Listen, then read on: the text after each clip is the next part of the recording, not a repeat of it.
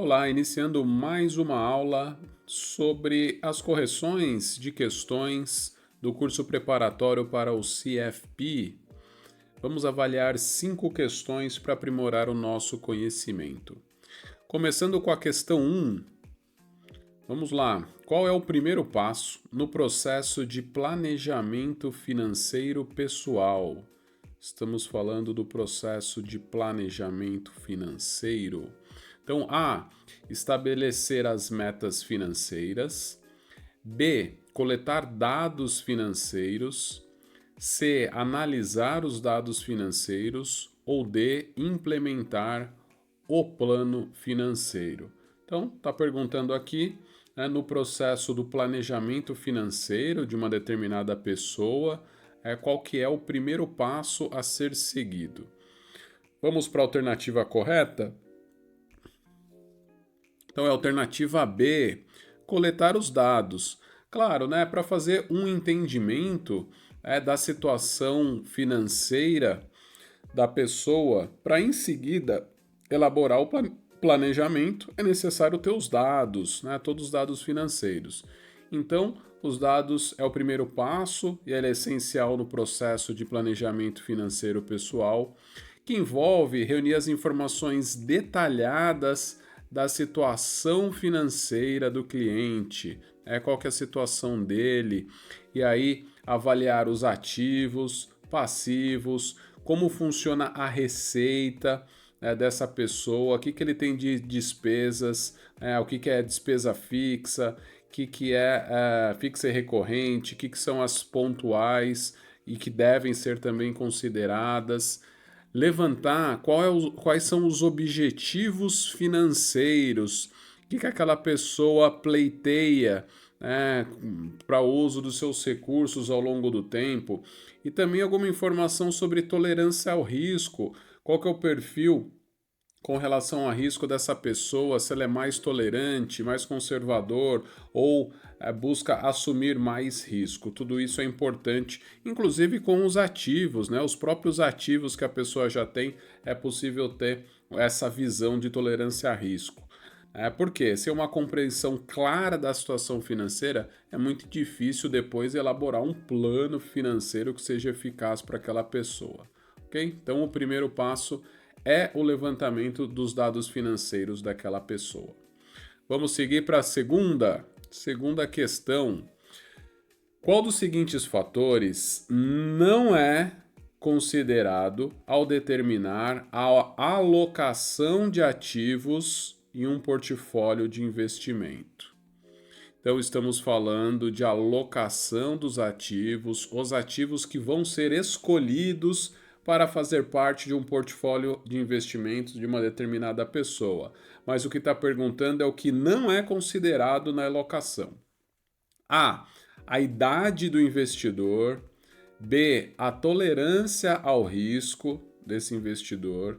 C, o horizonte de tempo do investimento.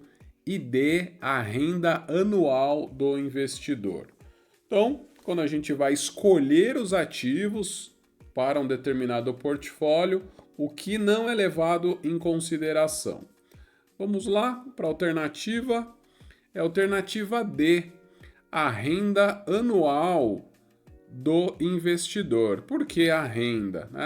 A renda, ela não é um fator primário para ser considerado na alocação. Por quê? Porque o investidor, analisando o perfil e os objetivos do que ele busca, independente da renda, nós podemos buscar um determinado ativo para aquele portfólio. E ele pode fazer isso com R$ 1.000, com R$ 10.000, com R$ 50.000, independente do valor, a estratégia vai ser levada em consideração. E aí, o que considera assim, para definir ali, escolher o ativo? Considera a idade, claro, se ele é mais jovem, se ele é mais experiente, aqui isso deve ser considerado para escolher o ativo. A tolerância ao risco tem, assim, alguma relação com idade também. Então, se é um perfil mais conservador ou se ele quer assumir mais risco, isso vai direcionar qual que é o ativo que a gente vai escolher, né, como orientação para ele. E o horizonte de tempo, de novo, né, casando aqui com os objetivos, o que ele precisa? Ele precisa do investimento para curto prazo, um investimento para acumular recursos para sua aposentadoria, se é uma pessoa mais nova. Então, o horizonte de tempo é muito importante para a gente escolher qual vai ser o ativo. E a renda, ela pode influenciar, sim, claro, a capacidade de investir, né, mas não é o mais importante, não é o principal para determinar a alocação de ativos. Então, bem interessante essa questão aqui que nós avaliamos. Vamos para a próxima. É a questão 3. Qual das seguintes opções descreve melhor um fundo mútuo? Então, está buscando aqui o conceito, né, do fundo mútuo. Vamos lá. Alternativa A. Um título que representa uma fração da propriedade de uma empresa. Olá, esse é o conceito de outro. Essa aqui é a descrição de outro conceito. B. Um empréstimo feito a uma empresa ou governo em troca de juros. C. Um pool de dinheiro de vários investidores usado para comprar uma carteira diversificada de títulos. E D. Uma obrigação contratual de pagar uma quantia fixa de dinheiro em uma data futura. Tá? Então, aqui, as alternativas são descrições de alguns produtos financeiros e qual que casa melhor aqui com essa definição de um fundo, no caso, um fundo mútuo. Indo para a resposta, a alternativa correta é a alternativa C. É um pool de dinheiro de vários investidores, usado para comprar uma carteira diversificada de títulos. Esse é o conceito de um fundo de investimento. Aqui ele está falando fundo mútuo, mas poderia servir para qualquer outro fundo. Então, como funciona? Vários investidores se reúnem, que são os cotistas, investem o dinheiro, por isso que é um pool de dinheiro, né? Uma junção ali, uma soma de dinheiro, e essa soma de dinheiro aqui acumulada compra uma carteira de títulos, diversos títulos ali no portfólio. Então, um pouco mais de explicação. Um fundo mútuo é uma forma de investimento coletivo, por isso que é um pool de dinheiro, em que o dinheiro dos investidores é combinado para comprar uma carteira de títulos. E aí pode ser ações, pode ser títulos e outros ativos financeiros. Tá?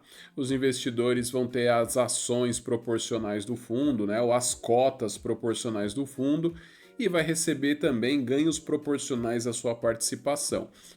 E claro, podem também sofrer perdas com base no desempenho do fundo, né? O fundo pode valorizar ou o fundo pode desvalorizar. Tá? Então, a gente encontrou aqui na alternativa C a classificação. Eu só queria voltar para a alternativa A.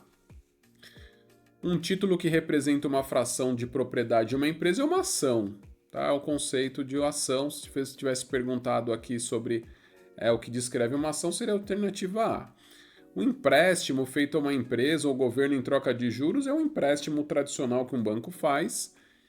E uma obrigação contratual de pagar uma quantia fixa de dinheiro numa data futura pode ser um título, ou um título público, ou pode ser uma debêntures, um título privado também. Tá? Então, fica claro aqui que a correta é a alternativa C.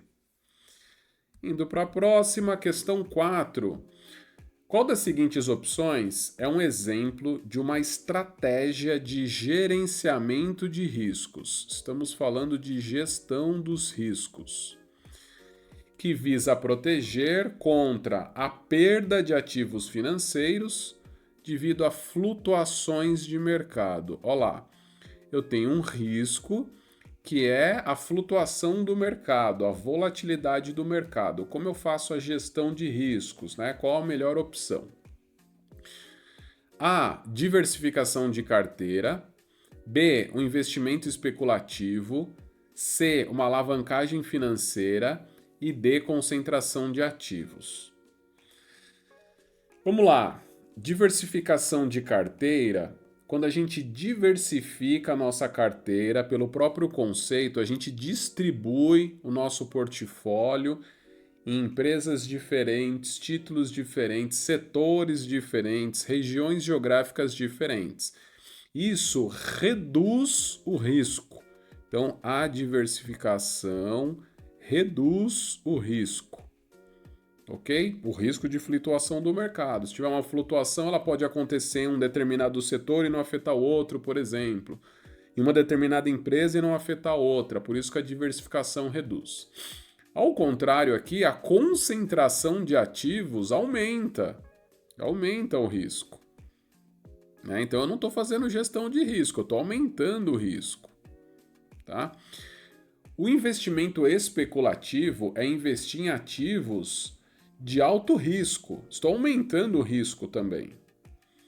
E a alavancagem financeira, quando o investidor se alavanca, ele está assumindo mais risco para ter um maior retorno. Está alavancando, né? Está buscando ativos de maior risco. Tá? Então a única alternativa que reduz risco é a alternativa A. Indo para a resposta, está aqui. Então a diversificação de carteira é sim uma estratégia de gerenciamento de riscos que envolve distribuir os seus investimentos em diversos tipos de ativos financeiros. Olá, diferentes setores da economia. Essa estratégia reduz a exposição a riscos específicos do mercado, a volatilidade do mercado, e ajuda a proteger contra as perdas devido à flutuação numa única classe de ativos. Vou dar um exemplo. Imagina que o investidor investe somente em ações de uma determinada empresa, somente ações da Vale do Rio Doce. E aí tem um problema com a cotação do minério de ferro, o minério de ferro cai no mercado internacional e afeta ali todo o investimento daquele investidor. Mas se ele distribui em 4, 5 ações de diferentes empresas, diferentes setores, essa queda aqui na ação da Vale do Rio Doce pode não afetar diretamente as outras ações, e aí o retorno dele não é tão prejudicado. Por que não é tão prejudicado? Porque ele diversificou a sua carteira com 4 ou 5 ações. Okay? Então esse é o conceito de diversificação. E a questão 5, qual dos seguintes fatores pode afetar a taxa de retorno de um investimento em títulos? Então a gente investe em algum título, pleiteia uma taxa de retorno e a pergunta é: o que pode afetar essa taxa de retorno? Alternativa A, risco de mercado. Alternativa B, taxa de inflação. Alternativa C, taxa de juros. E o D, todos os itens acima. É interessante essa pergunta, vamos explorar. Então vamos para a resposta e a partir de lá a gente avalia. A correta é a D, todos os itens acima. A taxa de retorno do investimento, que é a rentabilidade, ela sim pode ser afetada pelo risco de mercado. Por quê? O risco de mercado é a variação, é a volatilidade do preço do ativo no mercado. Acontece algo, afeta o preço. Então, se o preço cai daquele título, eu vou ter uma rentabilidade menor. A taxa de inflação, se esse indexador tiver aqui relacionado com meus títulos do meu portfólio, claro, afeta a variação da taxa da inflação, afeta o preço do meu título, se eu tenho um título atrelado à inflação. E claro, aqui para o bem ou para o mal, pode valorizar e pode desvalorizar, mas ele afeta o rendimento, o retorno. E, mais claro ainda, é a taxa de juros. Então, a variação da taxa de juros que eu estou esperando receber, qualquer movimentação aqui da taxa de juros, seja a Selic ou seja outro indexador, vai afetar positivamente ou negativamente o retorno. Tá? Então tá aqui, ó, o risco de mercado influencia o preço dos títulos, como eu falei. A taxa da inflação reduz o poder de compra do retorno do investimento e mudanças na taxa de juros podem impactar diretamente o rendimento dos títulos, Os títulos estão sempre aguardando aqui variações da taxa de juros positivas aqui para rentabilizar. Portanto, todos esses fatores são importantes para considerar no potencial de retorno de um determinado investimento, alternativa D. E com isso a gente finaliza essa aula com 5 questões corrigidas do curso preparatório do CFP.